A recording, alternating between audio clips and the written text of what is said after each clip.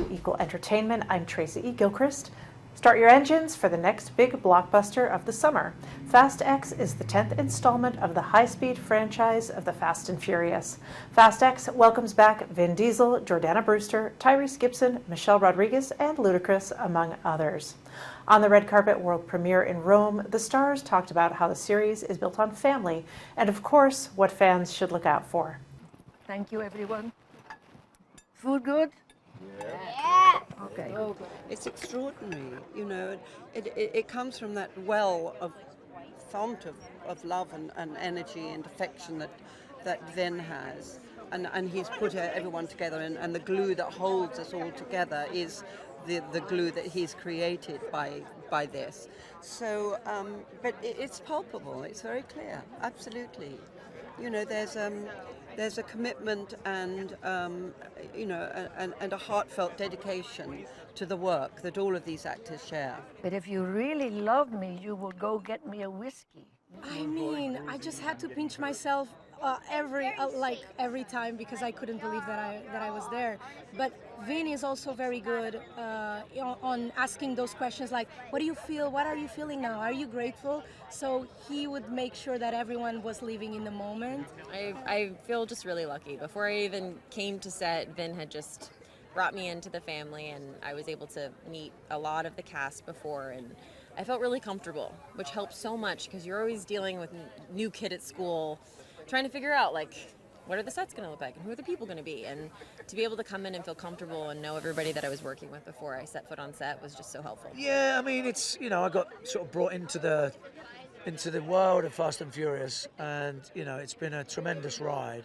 I've been in a couple of them, and there's no fans quite like the Fast and Furious fans. They are special in many, many ways. I think the more reps you get, and I also think this is why you get that family environment with all the originals, because man, do they know their characters, and now they're just freewheeling and having fun.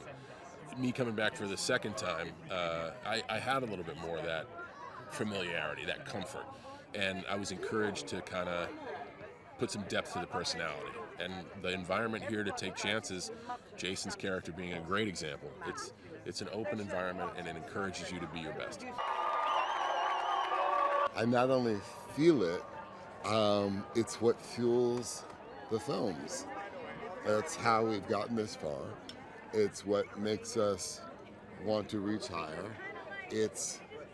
I feel it on this carpet, but quite frankly, the real reality, or the real truth, is that standing here goes beyond the studio, it goes beyond the cast. It's the hundreds of millions of fans over the last quarter century that I feel with us right now. I feel like they're all celebrating this moment. I feel like anybody and everybody that's ever been a Fast fan, whether they started 23 years ago, whether they started 2 years ago, I feel like they stand with us here before the Coliseum. So let's race! On the one hand, you have somebody fighting for family, and we continue to reinforce that family without borders is something worth fighting for. But there's a need for order, and there are people fighting for that too, and that also can have gray definitions and can get a little messy. So, there's a lot of duplicitous fun in this film, and I think people are going to like it. I'm excited to see them react to the flashbacks because we go back to 5 a bunch. I'm excited to see how they react to the cliffhanger at the end because there's a big one, and the tags. They're in store for some big surprises. They're going to get some laughs, they're going to get some sort of frightening and sad and scary moments, but there's going to be a whole lot of action, a whole lot of excitement. So Stay for the whole thing, and I'm really excited about that because people are going to be talking.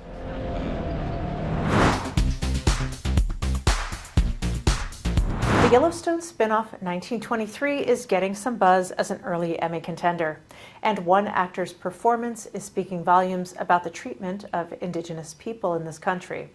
Aminah Nieves plays Tiana Rainwater, and I spoke with the queer star about providing Indigenous visibility and the awful history of assimilation schools. Would you talk a bit about what it means to you? This series shines a light on some of the horrors that happened in this country to Indigenous people, and retells or tells the stories that were either altered or expunged from history. And would you talk about what that means to you to be able to tell these stories on screen for, this is like it's a Western, so there's a lot of different kinds of people watching it, and they will see these stories. Oh yeah, it means a lot, and I'm honored to sit here and share these stories. And I think while, you know, the whole process of filming 1923, Lena Robinson and I, and also Cole Brings Plenty, and Mo Brings Plenty, and Bertie Realbird, and Michael Grey Eyes, and Michael Spears, like we were all very aware of what we were doing and what it meant, and we would consistently hold space for that and talk about it, and just remember, be mindful about how we're approaching everything, because it means so much for Indigenous peoples here, but also for a lot of Indigenous communities all over the world. And it's just, there's no words to explain how much this means. And I wish that you guys could get a glimpse into my heart and into my mind to really see it and to feel it.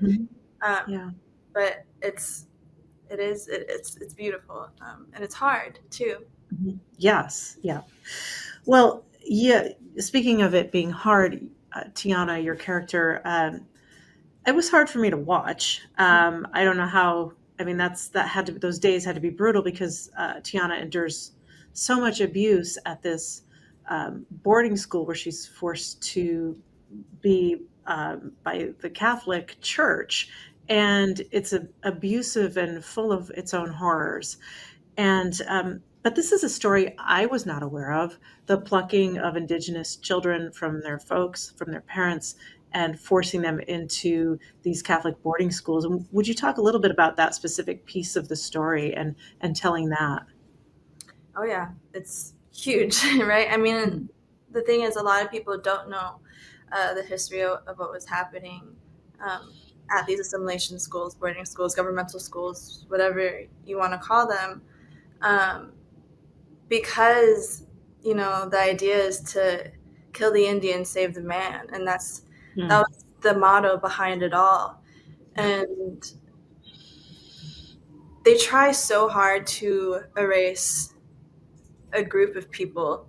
I mean, our BIPOC communities go through so much still to this day. So for me, being able to share some of what has happened to Indigenous peoples here is very important, because it does spark curiosity for people that don't know what happened. Thank you so much to Aminah for stopping by. Aminah's role is incredibly important for telling authentic Indigenous stories. Kim Petras is at the top of her game. The singer-songwriter won her first Grammy this year and is the first trans Sports Illustrated swimsuit cover model. Now she's gracing the cover of Out magazine. Petras holds nothing back in the cover story. She recalls her journey as a child in Germany, where she came out as trans on TV at the age of 13. Petras was the topic of scrutiny, but now she's one of the pillars of today's music scene. Visit out.com for the full profile. That's all the time we have for today. From premieres to my full interviews, we're covering everything happening in Hollywood. Visit us on the Advocate channel. It's available wherever you stream. I'm Tracy E. Gilchrist, and that's what's happening in entertainment.